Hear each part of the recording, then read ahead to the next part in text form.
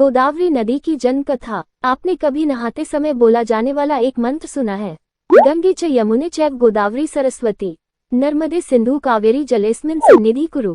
इस श्लोक का अर्थ है, हे गंगा, यमुना, गोदावरी, सरस्वती, नर्मदा, सिंधु, कावेरी नदियों, मेरे स्नान के इस जल में आप सभी पधारिए और मुझे पवित्र कीजिए। ये श्लोक आपने दादा दादी अथवा नाना नानी को कहते सुना होगा। ये सभी नदियां हमारे लिए पवित्र हैं। आज हम इनमें से एक वंदनीय गोदावरी नदी की कहानी सुनेंगे। भगवान शिवजी के 12 ज्योतिर्लिंग हमारी पवित्र भारत भूमि पर हैं। इन 12 ज्योतिर्लिंगों में तीसरे स्थान पर आता है महाराष्ट्र के नासिक जिले में गोदावरी नदी के तट पर विराजमान श्री त्र्यंबकेश्वर ज्योतिर्लिंग। ये ज्योतिर्लिंग ब्रह्मागिरी पर्वत के निकट स्थित है और ब्रह्मागिरी पर्वत से ही गोदावरी नदी का उद्गम होता है। भगवान शिवजी के 3 नेत्र होने के कारण उन्हें त्र्यंबकेश्वर कहा जाता है। यह उस समय की बात है जब महर्षि गौतम पर गौ हत्या का झूठा आरोप लगा था। इस आरोप के कारण महर्षि गौतम ने दूर एक वन में जाकर भगवान शिवजी की आराधना करनी आरंभ की। महर्षि गौतम का निश्चय इतना दृढ़ था कि उन्होंने धूप, गर्मी, ठंड, बारिश एवं जंगली जीवों का भय न रखते हुए अपनी तपस्या जारी रखी। उन्होंने बड़ा कठोर तप किया। उनकी भक्ति और कठोर तपस्या के कारण वन का वह भाग जिसे उन्होंने अपनी तपोभूमि बनाया था वहां दिव्य तेज उत्पन्न हो गया। उनकी भक्ति से प्रसन्न होकर भगवान शिवजी ने उन्हें दर्शन दिए और मनोवांछित वर मांगने को कहा।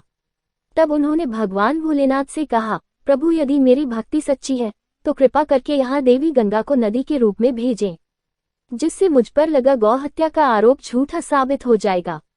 तब भगवान शिवजी ने कहा, हे ऋषि गौतम, देवी गंगा पहले से ही धरती पर विराजमान है और उन्हें वहां से यहाँ स्थानांतरित नहीं किया जा सकता, परंतु देवी गंगा के स्थान पर देवी गोदावरी यहाँ नदी के रूप में स्वयं विराजमान रहेंगी और उनकी उत्पत्ति ब्रह्मागिरी पर्वत से होगी। भगवान शिवजी के इतना बोलते ही ब्रह्मागिरी पर्वत से जल की अविरल धारा बहने लगी। वहां देवी गोदावरी नदी प्रकट होकर उनके शीतल और पवित्र जल ने नदी का रूप ले लिया। परंतु महर्षि गौतम तो वहां गंगा को लाना चाहते थे। गंगा नदी के स्थान पर वहां गोदावरी नदी के आने से उन पर लगा झूठा आरोप तो मिट गया, परंतु उनके मन की संतुष्टि नहीं हुई। देवी गोदावरी को गौतम ऋषि की मन की स्थिति समझ में आई। उन्होंने भगवान शिवजी से प्रार्थना की, हे शिवजी, आप यहाँ ज्योतिर्लिंग के रूप में विराजमान हो जाएं।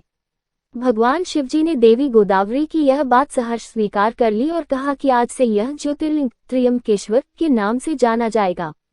जो भी मनुष्य सच्चे मन और उचित भावना से गोदावरी नदी में स्नान करने के बाद इस ज्योतिर्लिंग के दर्शन करेगा, उसकी सभी इच्छाएं पूरी हो जाएंगी। इसलिए गोदावरी नदी मां गंगा के समान पवित्र है।